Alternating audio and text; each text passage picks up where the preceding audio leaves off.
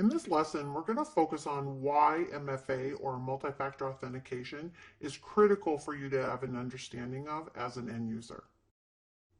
When I talk about being an online user, I'm specifically going to focus on an Office 365 user. You're most likely an Office 365 user, and that's why you're watching this lesson. When we talk about the success of Office 365, you may not have the awareness of how many people are actually accessing this daily on a global level. It's over 1 billion people. And when you think about businesses and consumers who are utilizing this, you can see why it might be a target for attackers to kind of focus on. The scale and sheer number of users makes it easy for them to get even a percentage of those users and accessing the organization's information, other personal identifiable information, getting access to accounts, credit card information, what have you.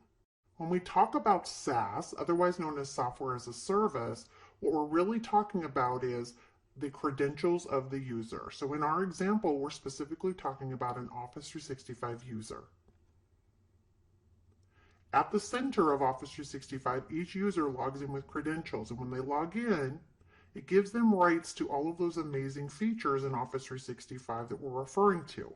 These SaaS features or servers available, like SharePoint Online, OneDrive for Business, and really all of the Office 365 apps, allow you to collaborate, communicate, and do all those powerful features together with just the access with your credentials. So with the expansive growth of Office 365 and really all of the SaaS platforms that are out there and available today, the hackers have also expanded their growth. They're focusing on cloud users and the security vulnerabilities that might be in place. So let's discuss a little bit in more detail about some of these security vulnerabilities or realities really that we all need to be aware of in the SaaS platform environment. The first thing, if you've never heard this reference, it's referred to as social engineering. And it's really a pretty big deal that everyone who's accessing accounts in the cloud, even from a consumer perspective, should understand.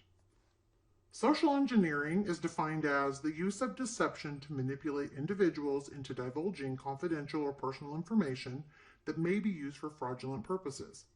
In other words, they're tactics taken where hackers manipulate people into breaking security procedures and best practices in order to gain access to our information, such as passwords, our systems, our locations, and really any kind of account information. Email phishing attacks are amongst the top and easiest ways for those hackers to get access to you as an end user. And these come across looking like a legitimate account that has emailed you that gets you to click or access something from the email itself. Also, one of the largest ways that they're having access to business accounts is through those credentials and data breaches that have been lost. Typically, these data breaches have come from a consumer account, but human behavior is human behavior. People typically reuse the same root form of a password and change it up between their consumer and business, which gives a leg up to these hackers. If you'd like more information on seeing visually the data breaches that have occurred over the last decade or more, you can simply access informationisbeautiful.net. And then once your information has been compromised, you'll be surprised, but hackers don't actually attack immediately. They wait in the wings until you're really most vulnerable. So let's discuss some of the most common attacks and things that you might see as an end user directly. Number one, they're probably going to try and access your account, as we just discussed, through compromised passwords from other accounts that you have out there in the cloud. Phishing email can be very sophisticated now, be branded, and look very much like an account that you use every day. And impersonating of users. Either they've accessed your account and they are sending email on your behalf, impersonating you to people you know, trying to defraud them of information or money, or one of your contacts has been compromised and you are getting the email where they are being impersonated. And then there are even voice message attacks, which come across as a voicemail message. They are personalized for you as a user, and they look like they're a legitimate number and account. And then the action required attacks have been going around for some time. These are the ones that look like typically they come from the Microsoft account and says you need to click here to reset your password. This one is going to put your organization at risk if your organization is still utilizing tools that come out this way. So if they're not using MFA, this could be something you fall prey to.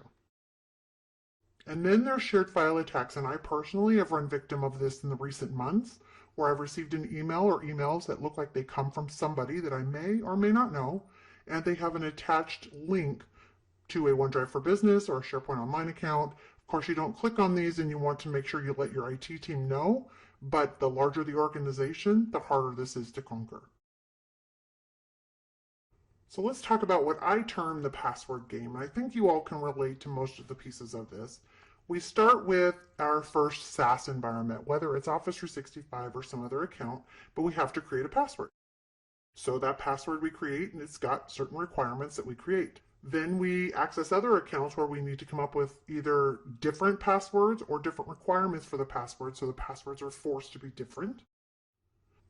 And then we've got where your organization in Office 365 or even in some other SaaS platforms you might be using require you to change your password every X number of days. We'll say 90, that's the typical number of times. So already I have my main password, I've got different passwords that have different requirements, and now I have to update and change one or multiples of these every X number of days. And then, of course, some do and don't promote for you to use special characters, to use alphanumeric, to use capitals, to not use capitals, where others' requirements are much leaner and don't require those same information, therefore requiring you to have different instances of a password. And what do we do when we have all of these different accounts with all these different password requirements that change so regularly? We're going to track them in some way. So a lot of people are writing these on sticky notes, putting them by their desk, they're writing them in notebooks, or they're digitally capturing them. All of these open you up for entirely different vulnerabilities.